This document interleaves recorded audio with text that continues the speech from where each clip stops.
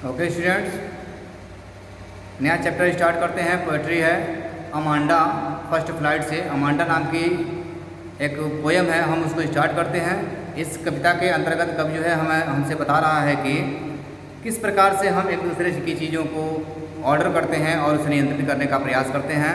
कह रहा है कि every child feels that he she is controlled and instructed not to do one things or another.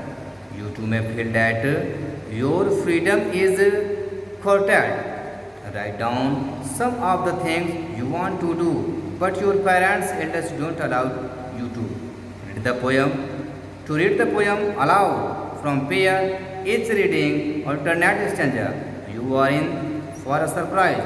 अर्थात कह रहा है कि आपने महसूस किया होगा कि प्रत्येक के घरों में जो बच्चे होते हैं वो बच्चे महसूस करते हैं कि हाँ, मुझे कहीं न कहीं से नियंत्रित किया जा रहा है। बच्चों को हम डांटते हैं कि आप ये ना करो, वो ना करो।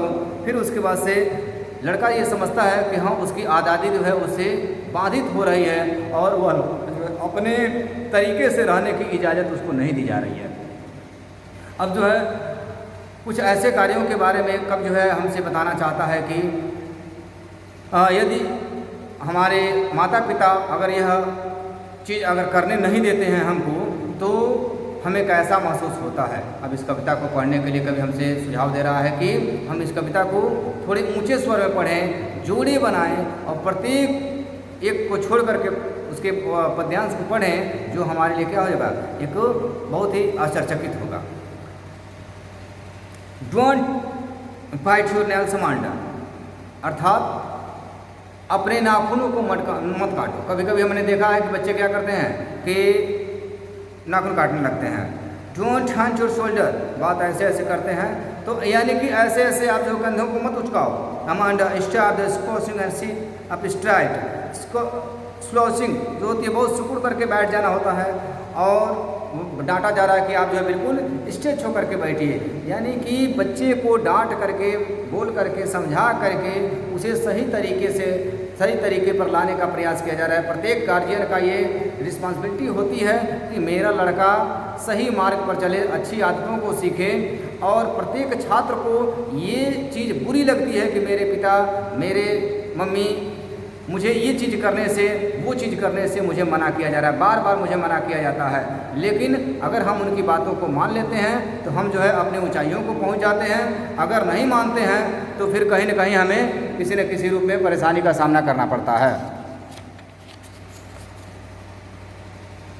आगे बता रहे हैं कि there is linked, there is a लैंग इमोल्ड्स। लैंग का मतलब होता है कि जो बिल्कुल शिथिल, और एमेराल्ड जो है, एमेराल्ड सी यानी कि जो रत्नों से भरा हुआ होता है, ग्रीन जो कलर्ड ज्वेल्स जो होती हैं वो। Where the soul inhabitant is mean, जिसमें क्या है कि उसमें कवि का जो है वो आत्मा जो है उसमें बसती है। ये बात बता रहे हैं कि गहरे रंग के शिथिल समुद्र का एक ही निवासी है। गहरे रंग के शिथिल समुद्र का एक ही निवासी है, और वह कौन है? मैं हूँ, यानी कि लेखक स्वयं है। और mermaid drifting blissfully, did you finish your homework Amanda? फिर जो है उससे क्रॉस क्वेश्चन किया जा रहा है क्या कि क्या आपने अपने कार्य को पूरा कर लिया है अमांडा? जो भी आप काम दिया गया था होमवर्क, क्या तुमने अपना गृह कार्य पूरा कर लिया है Amanda? Did you tidy your rooms Amanda, अर्थात क्या अमांडा तुम अपने कमरों की जो साफ सफाई जो होती है, अपने जो प्रॉपर वे में जो चीज़ें रखनी होती है, क्या आपने वैसा कर दिया है? I thought I told you to clean your shoes Amanda, मेरा विचार है कि तुमको अपने जूते साफ करने के लिए मैंने आपको हुक्म दिया था, तो क्या आपने वो कार्य कर लिया है? आई am N orphan room in the street, अब क्या है कि मैं एक अनाथ हूँ। रूमिंग द स्ट्रीट यानी कि गलियों में भ्रमण कर रही हूँ। I pattern soft dust with my हस्ट, और हस्ट का मतलब होता है चुप्पी। ये चुपचाप क्या कर रही है, वो जो उसके नंगे पैरों में जो धूल वगैरह है उसको झाड़ रही है बड़ी शांति के साथ। बेयर फीट, पैर उसके क्या हैं, नंगे पैरों से। अर्थात मैं कह सकता हूँ कि मैं एक अनाथ हूँ और अपने शांत नंगे पैरों से उस कोमल धूल को उड़ाती हुई, झाड़ती हुई वह घूमती रहती है। The silence is golden, sorry, I am an orphan roaming the street. हाँ, the silence is golden, the freedom is sweet. Silence is golden यानी कि अगर चुप हैं तो बहुत अच्छा है, और द फ्रीडम इज स्वीट, और जो वहाँ की स्वतंत्रता है वो बहुत ही अच्छी है। Don't eat that chocolate Amanda. बच्चों से कहा जाता है ना कि आप चॉकलेट खाओगे या चिकाओगे तो दांत में आपके कैविटीज आ जाएंगी। बुढ़ाट करके बोला जा रहा है कि आप जो है चॉकलेट मत खाओ। Remember your act Amanda. अब क्या है कि आपको उन चीज़ों को जो जो ये क्या बोलते हैं एक्ट है, जो कील मुहासे वगैरह हैं, उसको ध्यान देने की बात कही जा रही है कि उसको याद करो Amanda. Will you please look at me when I am speaking to you Amanda. अब जब मैं आपसे बात कर रहा हूँ तो आप मेरी तरफ देखोगी अमांडा।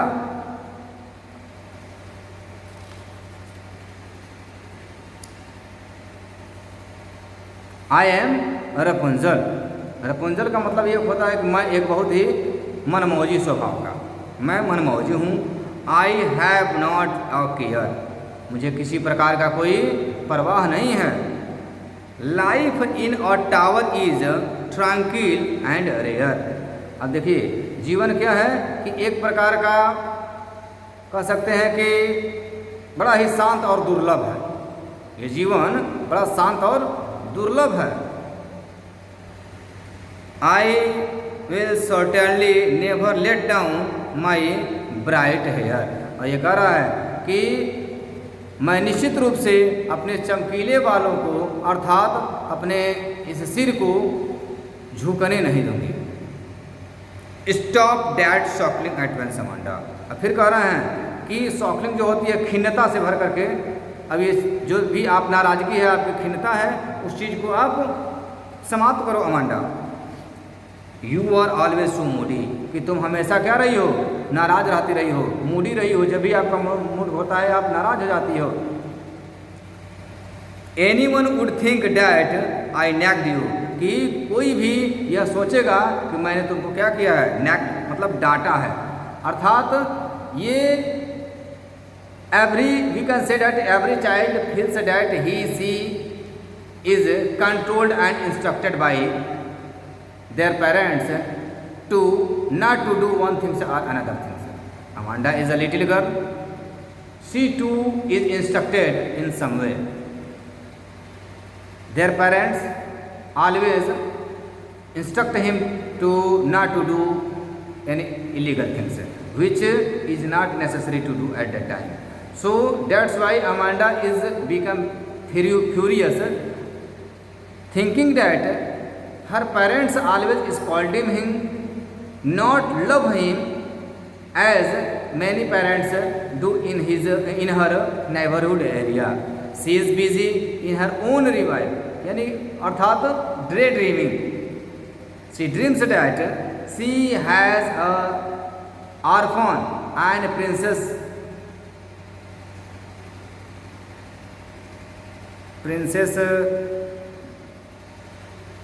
like that.